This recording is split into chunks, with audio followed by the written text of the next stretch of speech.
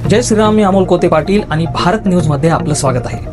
मित्रांनो, आजचा विषय असा आहे ज्याची गेले कित्येक महिने आपण सगळेच आतुरतेने वाट पाहत होतो.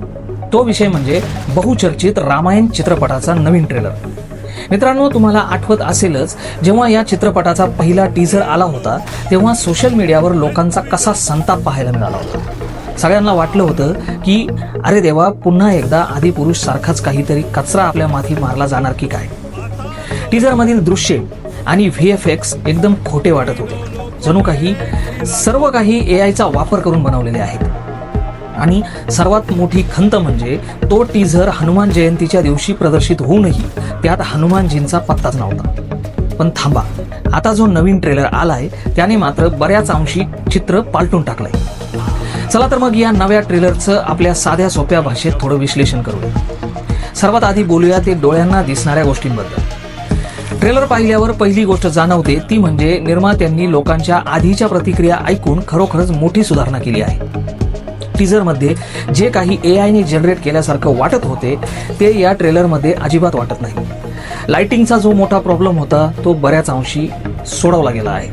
विशेषतः पुष्पक विमान आणि इतर भव्य दृश्ये खूपच सुंदर दाखविण्यात आली आहेत. नमित मल्होत्रा आणि D-Net कंपनीने कम्प्युटर ग्राफिक्सवर खरंच खूप भारी काम केलं आहे.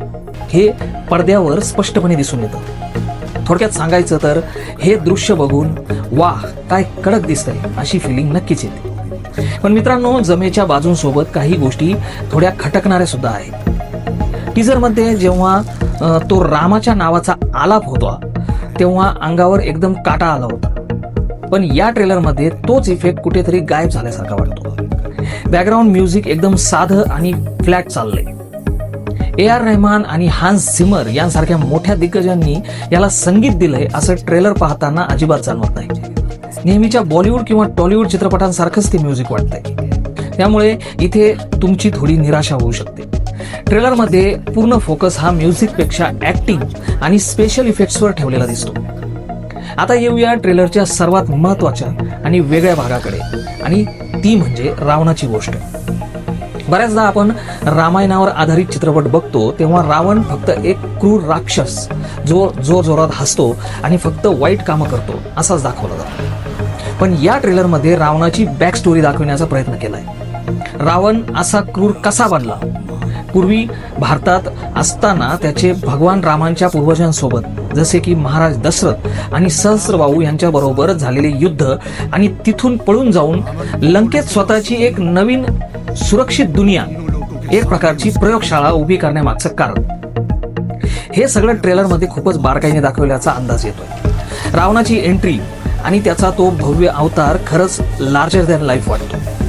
आता सगळ्यात मोठा प्रश्न म्हणजे रणबीर कपूर प्रभू श्रीरामांच्या भूमिकेत कसा वाटतोय. सुरुवातीला जेव्हा रणबीरचं नाव फायनल झालं होतं तेव्हा अनेकांनी नाकं मुरडली होती. पण ट्रेलर बघितल्यावर एक गोष्ट मान्य करावी लागेल की रणबीरने या भूमिकेत पूर्ण जीव ओतलाय. आजकालच्या चित्रपटांमध्ये हिरो म्हणजे एकदम अग्रेसिव्ह, रागीट, सिगारेट ओढणारा, टेढा चालणारा असा असावा, अशी एक फॅशन आली आहे. पण जेव्हा आपण साक्षात प्रभू श्रीरामांबद्दल बोलतो तेव्हा ते असे उर्मट असू शकत नाही. मर्यादा पुरुषोत्तम राम हे कायम शांत, संयमी आणि धर्मानुसार चालणारे होते. आणि तीच सौम्यता ट्रेलरमध्ये रामाच्या रूपात रणबीरच्या चेहऱ्यावर दिसते.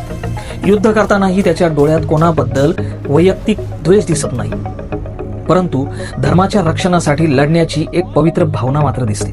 शिवाय या ट्रेलरमध्ये अरुण गोविलजी सुद्धा आहेत आणि त्यांना मोठ्या पडद्यावर पुन्हा बघणं हा एक खूप भारी अनुभव असणार आहे.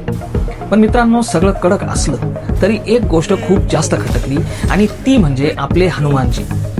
संपूर्ण ट्रेलरमध्ये हनुमानजींची एकही झलक पाहायला मिळाली नाही. सनी देओल हनुमानजींची भूमिका साकारत आहेत हे आपल्याला माहीत आहे. एवढा मोठा नट एवढी महत्वाची भूमिका करतोय तर त्याची एक छोटीशी झलक तरी ट्रेलरमध्ये दाखवायलाच हवी होती.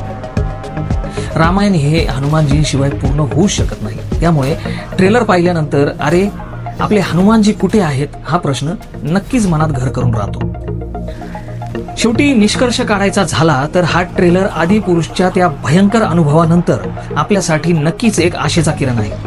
चित्रपटाची भव्यता, सुधारलेले VFX, कलाकारांची मेहनत आणि रावणाची बॅक स्टोरी या सर्व गोष्टी थिएटरमध्ये जाऊन सिनेमा बघण्याची उत्सुकता वाढवतात. रणबीर कपूरचा संयमी अभिनय आणि दिग्दर्शकाचा भव्य दृष्टिकोन पाहता हा चित्रपट नक्कीच काहीतरी चांगलं देईल अशी अपेक्षा आहे.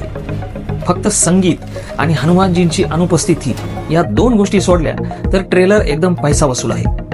आता प्रत्यक्ष चित्रपट आल्यावरच कळेल की त्यांनी या महाकाव्याला किती न्याय दिला आहे. तुम्हाला हा ट्रेलर कसा वाटला, तुमच्या अपेक्षा काय आहेत ते खाली कमेंट करून नक्की कळवा. आणि अशाच इंटरेस्टिंग व्हिडिओसाठी भारत न्यूजला सबस्क्राईब करायला विसरू नका.